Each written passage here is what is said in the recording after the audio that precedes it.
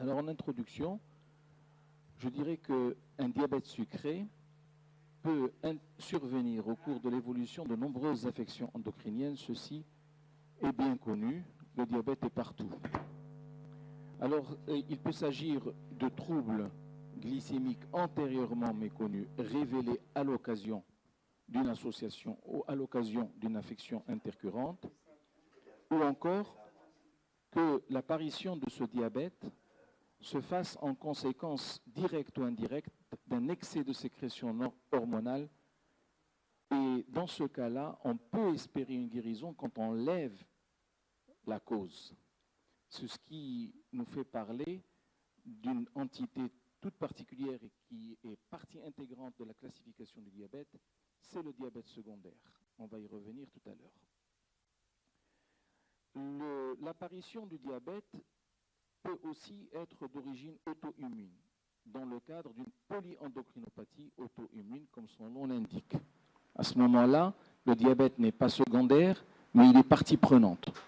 Et c'est ce qu'on appelle comme entité le diabète associé, si l'on ose le nommer ainsi. Alors commençons par un tour d'horizon sur le diabète secondaire. J'ai mis diabète secondaire au singulier, mais on aurait pu aussi le mettre au pluriel, parce qu'il y a plusieurs diabètes secondaires. Quelles sont les sécrétions hormonales qui peuvent être en cause dans ce type de diabète? J'en ai dénombré 7, on peut en trouver d'autres. Alors, les anomalies de la GH, les hypercortisolismes, les phéochromocytomes, les hyperaldostéronismes primaires, les hyperthyroïdies, les hyperparathyroïdies primaires et enfin les tumeurs endocrines gastro-entero-pancréatiques. Alors commençons par le commencement, les anomalies de la GH. Alors comment peuvent-elles se manifester? Il peut s'agir soit d'une hypersécrétion, soit d'une hyposécrétion de GH. Pour l'hypersécrétion, dans l'acromégalie, qui est une des grandes causes du diabète secondaire, on peut trouver soit une intolérance au glucose, soit carrément un diabète sucré. Alors, les facteurs de risque d'apparition de ce diabète dans l'acromégalie se résument à cela. Plus les taux de GH sont élevés et plus le risque est grand, plus l'âge du malade est avancé, plus le risque est grand, c'est normal, et plus la maladie, la durée de la maladie est longue et plus le risque est grand. D'un point de vue physiopathologique, nous avons une insulinorésistance précoce qui s'installe dans l'hypersécrétion de GH et qui va entraîner à la longue une production hépatique de glucose exagérée qui va faire que le diabète va finir par apparaître, ou l'intolérance au glucose. Bien sûr, sur le plan clinique, il s'agit le plus souvent d'un diabète de type 2, avec possibilité d'acidocétose, mais sur le plan thérapeutique, on peut espérer une guérison si on intervient tôt dans la maladie. Dans le cas de l'insuffisance, chez l'enfant, on n'en parle pas, c'est plutôt une hypoglycémie qui s'installe, mais chez l'adulte, effectivement, on peut trouver une insulinorésistance qui va s'installer avec obésité devant l'insuffisance en GH, et finalement, nous aurons un diabète qui va s'installer ou une intolérance au glucose. Pour les hypercortisolismes, la prévalence, c'est une des causes les plus importantes de diabète en endocrinologie, le diabète secondaire, bien sûr. La prévalence est très très importante. On trouve surtout une intolérance au glucose, mais aussi un diabète patent dans 10 à 30% des cas. La physiopathologie est celle de l'insulinorésistance, aussi bien périphérique qu'hépatique. Et sur le plan des aspects cliniques, on peut avoir un diabète de type 2. Il y a aussi un espoir de guérison, mais qui est toujours assujetti à la précocité de l'intervention médicamenteuse en ce qui concerne l'hypercortisolisme. La remarque à faire ici est qu'un diabète qui ne s'équilibre pas facilement devrait faire rechercher un hypercortisolisme infraclinique. Les phéochromocytomes eux aussi sont caractérisés par l'apparition d'une intolérance au glucose très très fréquente, voire même constante, rarement un diabète. Même chose, sur le plan physiopathologique, c'est un petit peu différent. Et sur le plan thérapeutique, ce sont plutôt cliniques et thérapeutiques, ce sont plutôt des sujets hypertendus, non obèses et relativement jeunes par rapport au Cushing tout à l'heure. La guérison est quasi constante parce que le phéochromocytome se déclare assez rapidement sur le plan clinique, on le découvre, on le traite et le diabète disparaît. Pour les hyperaldostéronismes primaires, le diabète est exceptionnel, donc on ne va pas trop nous attarder là-dessus. Sur le plan des aspects cliniques, il faut avoir le réflexe de rechercher un hyperaldostéronisme primaire si l'hypertension artérielle est résistante chez un patient diabétique. C'est un réflexe à avoir, surtout si ça s'associe à une hypokaliémie. Et dans les aspects thérapeutiques, on peut avoir une amélioration après traitement. Les hyperthyroïdies, je ne m'attarderai pas beaucoup, le diabète est rare, mais on peut avoir une altération de la tolérance au glucose et l'hyperthyroïdie peut aggraver un diabète préexistant. Pour les hyperparathyroïdies, je passerai encore plus rapidement pour dire qu'on a une insulinorésistance qui peut s'installer à cause de l'élévation de la concentration intracellulaire de calcium, mais dans la plupart des cas, nous sommes devant des anomalies de la tolérance au glucose et non d'un diabète vrai. Enfin, pour les tumeurs neuro-endocrines digestives, il s'agit d'une cause très rare de diabète. Mais cela n'empêche qu'il faut connaître cette étiologie, en ce sens que nous en avons trois, nous pouvons en avoir trois. D'abord et avant tout, le glucagonome, qui est une tumeur très rare, c'est vrai, mais il est le plus souvent malin. Et il se caractérise par l'amaigrissement et par le diabète. Et par un signe pathognomonique qui est l'érythème nécrolytique migrateur, dont voici une photo d'illustration. Pour la deuxième cause, c'est le somatostatinome. C'est une tumeur qui est exceptionnelle, mais qui est le plus souvent ou presque toujours bénigne.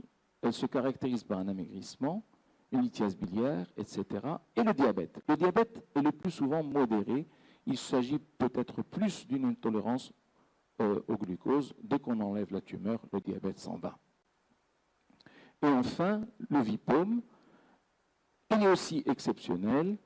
Il se caractérise par une acidose et une hypokaliémie, plus une activité glycogénolytique intrinsèque. Là aussi, c'est plutôt l'intolérance au glucose qui prime.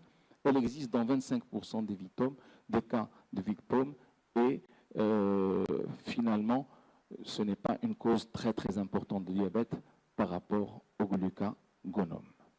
Donc ça, c'était pour la première partie de mon topo. Allons voir maintenant ce qui se passe du côté du diabète associé.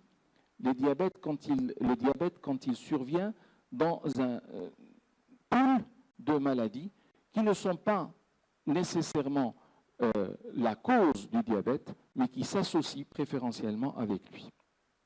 Donc le diabète associé, j'ai nommé les polyendocrinopathies auto-immunes, qui sont des maladies rares et qui se caractérisent par la coexistence d'au moins deux déficits endocriniens liés à un mécanisme auto-immun, bien sûr, c'est auto-immune, et il y a la possibilité d'association à ces deux déficits au moins d'autres maladies auto-immunes non endocriniennes. Et donc là, il y a une classification qui est donnée dans la littérature, la plus fréquente, celle qu'on rencontre le plus souvent, le type 1 et le type 2. Cette classification dépend de trois facteurs: l'âge de survenue de la maladie, les caractéristiques des combinaisons des maladies et les modalités de transmission génétique. Alors, voyons d'abord le type 1. C'est ce qu'on appelle le syndrome APCED. Ce syndrome est une maladie rare liée à une anomalie du gène R. C'est une maladie qui se transmet de façon autosomique récessive et qui débute à l'enfance, la très jeune enfance, et qui se caractérise par cette triade, la triade de Whittaker, avec la candidose, etc. Et d'autres anomalies peuvent venir s'associer à cette triade, en particulier le diabète, qui est en général le plus souvent un diabète de type 1 dans 12 à 33% des cas. Donc 12 à 33% des patients atteints de polyendocrinopathie de type 1 peuvent présenter un diabète. Ça, c'était pour le type 1. Le type 2 est encore plus connu et nous intéresse un petit peu plus. Pourquoi? Parce que le diabète existe encore plus volontiers dans ce type 2. La prévalence, environ 4 cas par 100 000 habitants. Il prédomine chez la femme, 3 fois plus que chez l'homme, et intervient entre 20 et 60 ans. C'est une maladie à transmission autosomique dominante à pénétrance incomplète. Elle se caractérise essentiellement par des thyropathies auto-immunes et un diabète sucré dans 50 à 75% des cas. Ce n'est plus 12 à 33%, c'est 50 à 75% des cas. Ce diabète est essentiellement un diabète de type 1, donc contrairement au diabète secondaire qui était des diabètes de type 2, nous sommes ici essentiellement devant des diabètes de type 1. C'est le trouble le plus fréquent dans ces polyendocrinopathies auto-immunes de type 2, et c'est la première maladie à apparaître en général. Donc elle apparaît très tôt dans la vie. On peut aussi avoir une insuffisance surrénale qui peut apparaître dans 20% des cas, et d'autres manifestations endocriniennes aussi, l'hypogonadisme féminin, l'hypopituitarisme, l'hypoparathyroïdie, et des atteintes non endocriniennes, comme nous l'avons présenté au tout début, vitiligo, maladie de Birmer, anémie hémolytique, tout ça dans le cadre de l'auto-immunité. Il y a une forme particulière qui ne fait partie ni du type 1 ni du type 2, c'est celle-ci. Elle est exceptionnelle et elle est récemment décrite, c'est l'IPEX syndrome, et encore plus rare que le syndrome APC. C'est une affection récessive liée à une mutation du gène FOXP3 qui est située sur le chromosome X. Il apparaît dans la toute petite enfance et se caractérise lui aussi par une triade que j'ai appelée personnellement la triade des 3D. La triade des 3D, diarrhée, dermatite, diabète. Et c'est le diabète qui m'intéresse ici, bien sûr. D'autres atteintes peuvent venir s'associer, en particulier une anémie hémolytique, une thrombopénie, ou encore une neutropénie, ou encore une néphropathie tubulaire d'origine, bien sûr, auto-immune.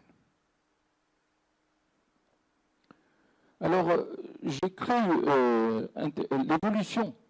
l'évolution de la forme particulière exceptionnelle récente est grave. Elle est même létale dans les 2 premières années de vie. Et donc, c'est une maladie assez préoccupante. J'ai cru aussi utile de vous mettre cette diapositive et de l'intituler « À retenir » pour dire que quand le diabète s'associe à une hypothyroïdie ou à une insuffisance surrénalienne, le risque d'hypoglycémie est grand. Il faut faire attention quand on traite le diabète par l'insuline pour ne pas tomber dans l'hypoglycémie. Enfin, s'il s'associe à une hyperthyroïdie, ça ne fait pas vraiment partie des polyendocrinopathies auto-immunes. En général, il s'agit d'une maladie basse d'eau qui est elle aussi auto-immune, mais ça ne fait pas partie du groupe dont nous parlons.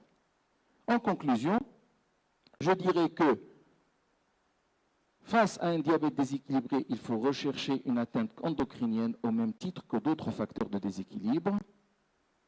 Un diabète secondaire à une endocrinopathie présente moins d'atteintes de microangiopathie et est moins souvent insulino-nécessitant qu'un diabète primitif. Et enfin, la gestion du diabète dans le cadre d'une polyendocrinopathie auto-immune doit être très attentive vu l'impact potentiel des maladies associées sur son équilibre et je vous remercie.